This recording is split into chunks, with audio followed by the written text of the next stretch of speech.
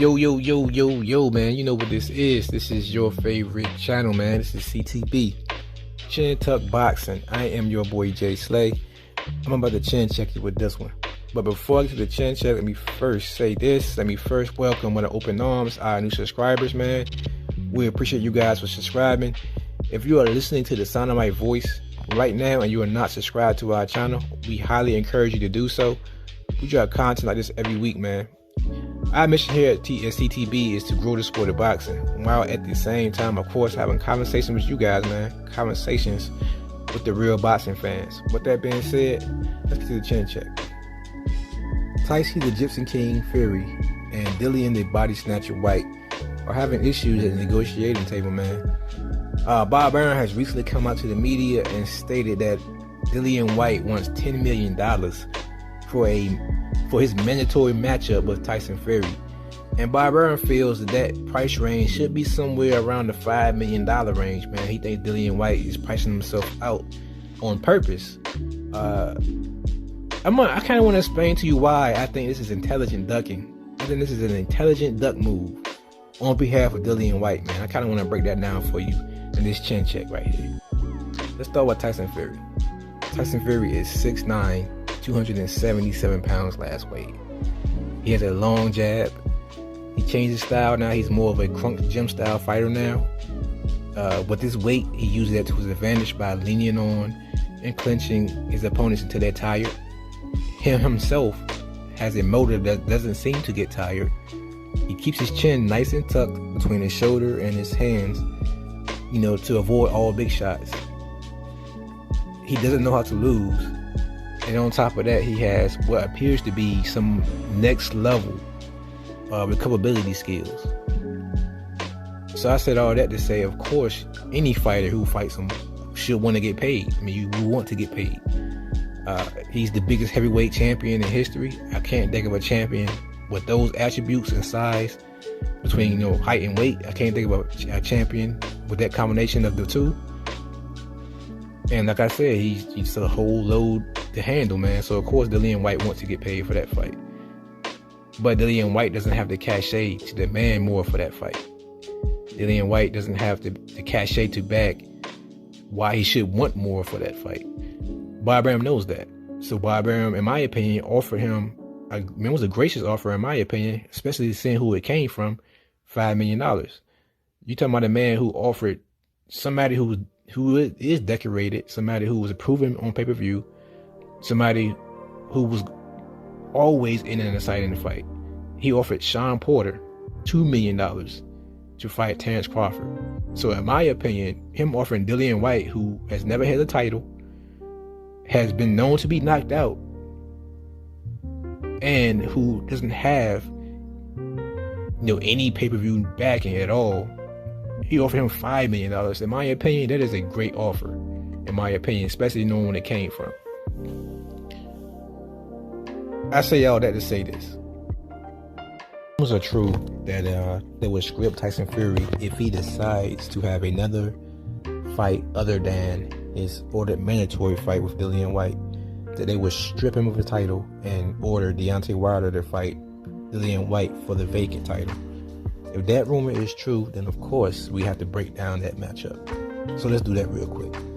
Let's break down the current version of Deontay Wilder. He is 6'7", he's a tall guy, but he is on the lighter side of heavyweight. In my opinion, his best weight is about between 212 and 215. I like to see Deontay Wilder between 218 and 223 because I think he's more athletic there. His body's more fluent. He still have his cracks with his right hand. He just moves better at that weight. He's not slow and sluggish. He's not overbearing with muscle. He's athletic at that weight.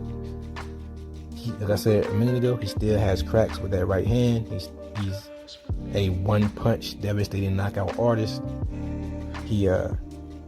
Bad side is he's coming off of 3 wars, man. 2 losses. He has 2 back-to-back stoppage losses to Tyson Fury, and before that he had a really rough fight with Luis Ortiz. So he's coming off some wars back to back to back. he has injuries that he's healing from. He has one foot in and one foot out of the game, it seems. Saying things like, I done what I came in the sport to do.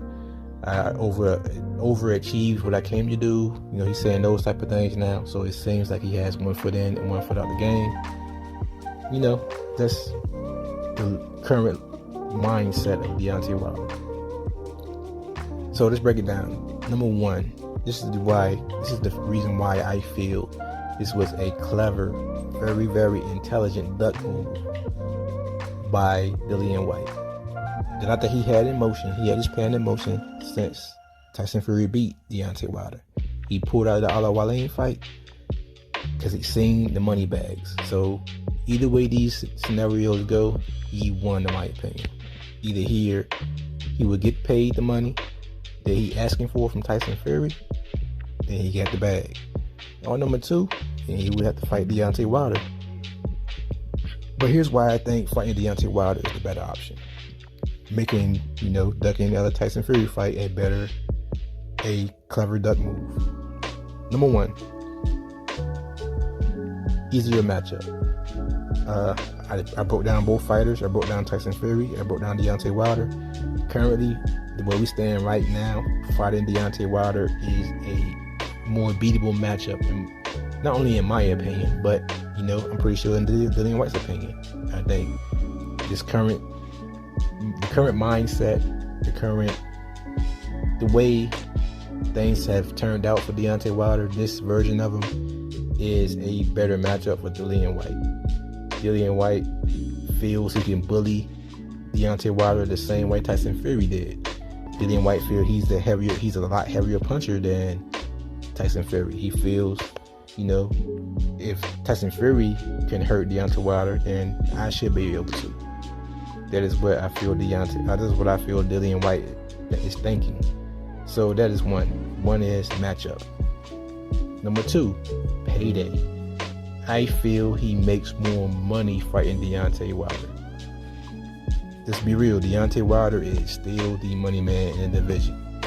Like I said earlier, why I think Tyson Fury, he got some fame here in America for knocking out Deontay Wilder their last fight.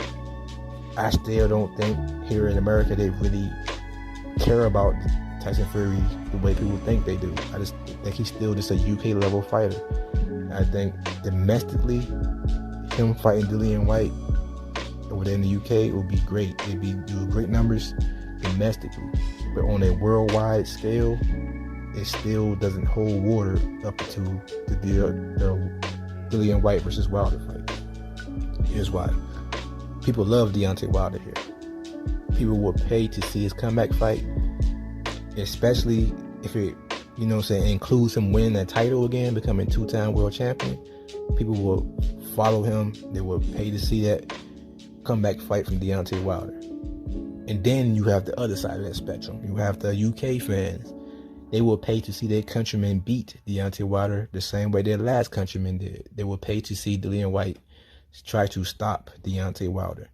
They will fly over here to the States to watch that fight.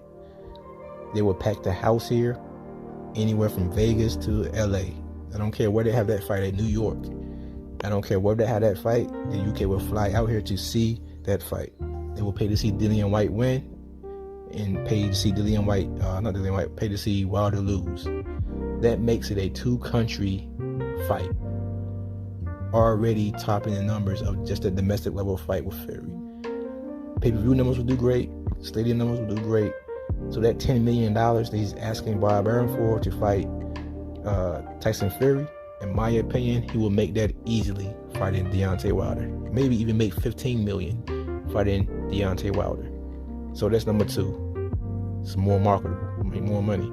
And number three, and final, I think it is the end of a rivalry. Their name has been linked with one another ever since Deontay Wilder was negotiating with AJ. Sometimes Dillian Whyte's name got in the way of negotiating with AJ for Undisputed back then. So this will be the end of that. This will be them getting into the ring and actually fighting, ending all that war word shit, and actually going in here and actually putting fist to face to determine who was the better man, and at the same time winning a title in the process. So yeah, that's my 3 reasons why that was an intelligent duck move. Number 1 again was matchup. Number 2 was he'll make more money, and number 3 is the end of a rivalry. Very, very smart play by Dillian Whyte. He's about to get paid. He's about to make a lot of money in his next fight, and I'm just curious to see where it goes, man. I'm curious to see what happens after that. I'll make another video breaking that part down when we get, closer to determining what's going to happen. I'll wait to see what's going to happen before I actually start breaking down, who's going to fight who and what will happen if this person wins, blah, blah, blah. I just want to give props to Dillian Whyte and his team for this intelligent play. They're playing chess, not checkers. So yeah, this is what I want to talk about. This has been the Chin Check video. With that being said, I am your boy, Jay Slay. This has been CTB, Chin Tuck Boxing, and I'm out of here. Peace.